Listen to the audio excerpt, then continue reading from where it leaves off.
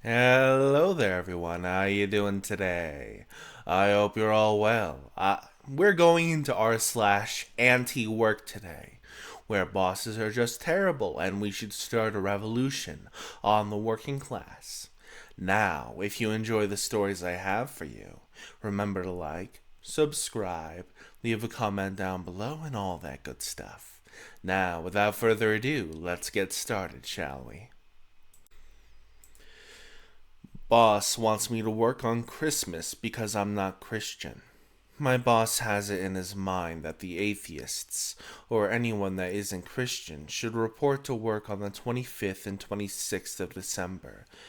I told him I'm not coming in for work on neither Christmas nor Boxing Day because I plan on visiting and spending time with my family. The mother trucker came at me with the argument that this holiday isn't for the non Christians, so it's going to be treated like a regular workday for non Christians.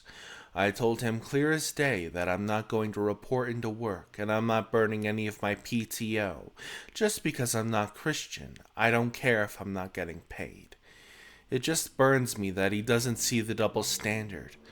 Oh, wait, he's probably too busy thinking it's a good idea to buy his 9-year-old grandson a new shotgun that he's been bragging about the office since Thanksgiving.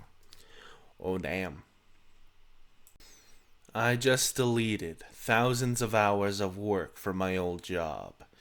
About 3 years ago, I used to work as a videographer doing social media content for a 7-figure company. I was paid roughly just better than minimum wage, and was cranking out at one point 50 videos a day. I was freelancing and was on a loose contract, and I was desperate for money. It was an insane amount of work, however I managed to do it for 6 months is beyond me, especially for how cruddy I was paid. The office is an incredibly bitter and snide place, and it was clear that management would purposely stir stuff to watch staff fight as a form of entertainment.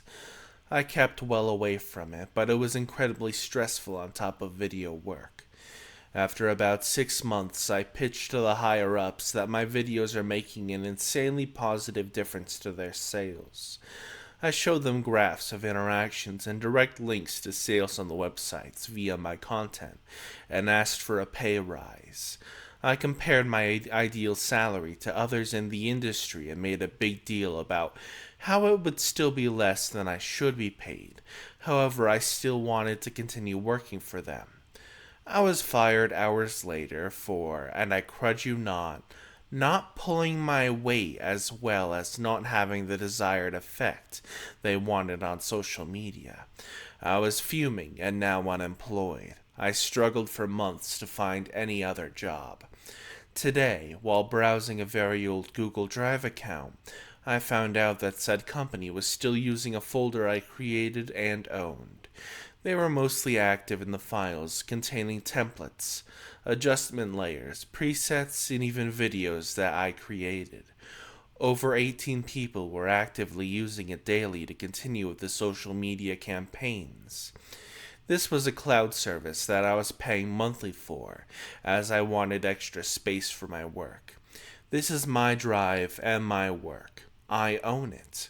So I copied the file as a local version for myself, and then deleted the online version. Tomorrow, they will wake up with none of their video assets, including things they were working on. My boss exploded after the third person quit in a span of 2 weeks due to overwork and short staffing issues. He slammed his office door and told us to gather around. He went into the most boomerific rant possible. I could only paraphrase. Well, Mike is out. Great. It just goes to show nobody wants to actually get off their ass and work these days. Life isn't easy, and people like him need to understand that. He wanted weekends off knowing damn well we were understaffed. He claimed it was family issues or whatever. I don't believe the guy. Just hire a sitter. Thanks for everything y'all do. You guys are the only hope of this generation. We all looked around, and another guy quit 2 hours later, by the way. I made my boss over $1.5 million in commission over 2 years, while I made $45,000 a year.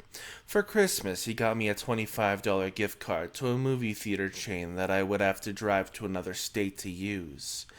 When I put in my 2 weeks' notice, he called legal on me while I sat in his office. I worked my ass off for this man, essentially running his entire book of business for him. For Christmas, he got me a $25 AMC gift card.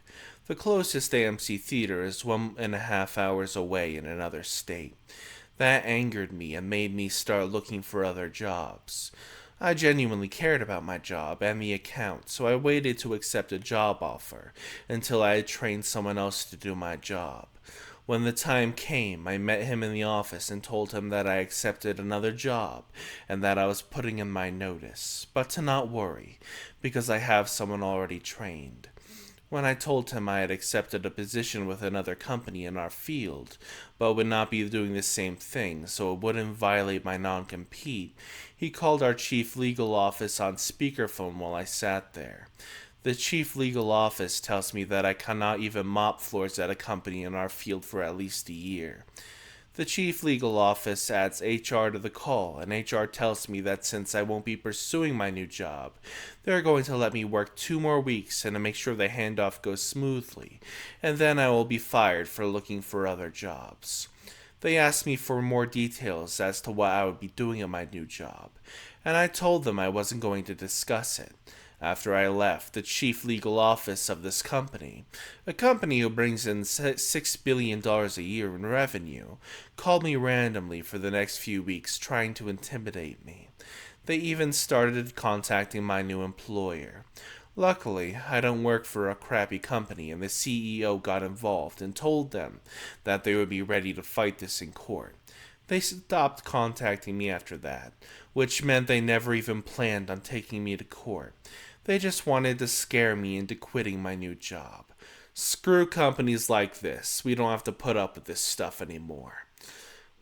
The company is top total quality logistics, by the way, so use that information as you will.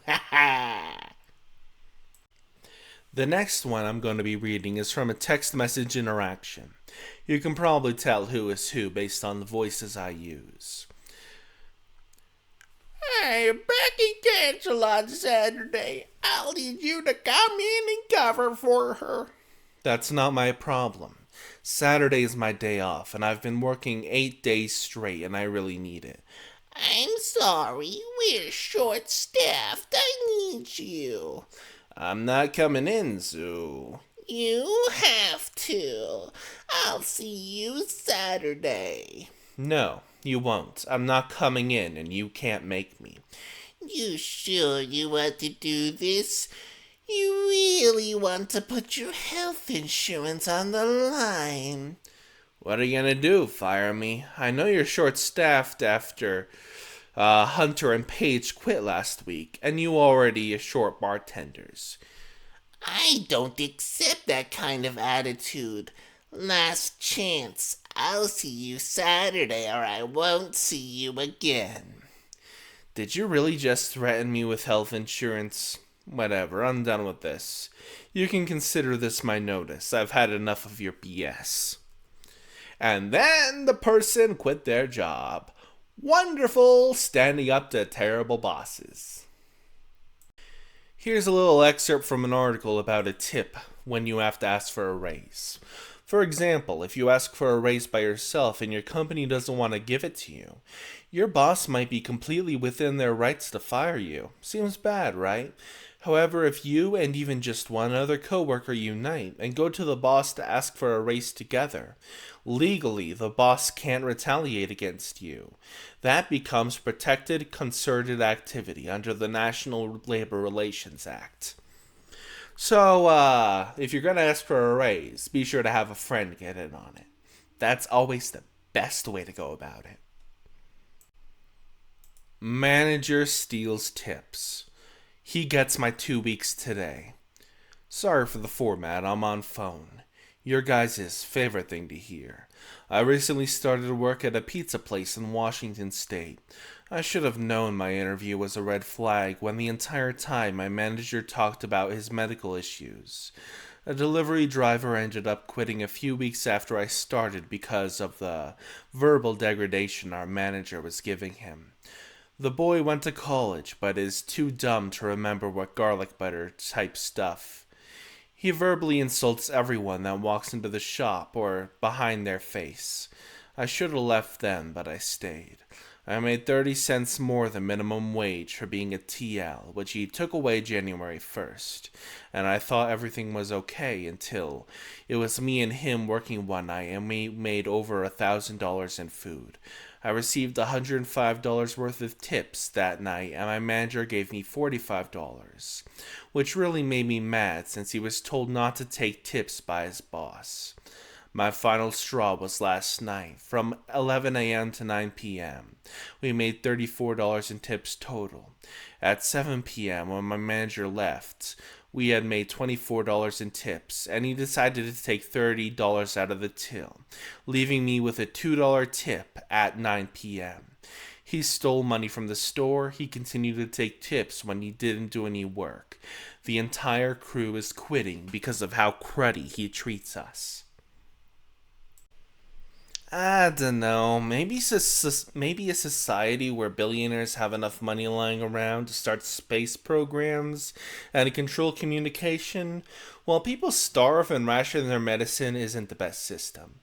Anyway, that's just the local vampire's thoughts. Anyway, that's the end of today's video. I will see you all next time. Probably going to be an entitled person story next time. Do a like, do a subscribe. Do all that wonderful stuff that gets this video seen. I will see you all next time. Hasta la pasta.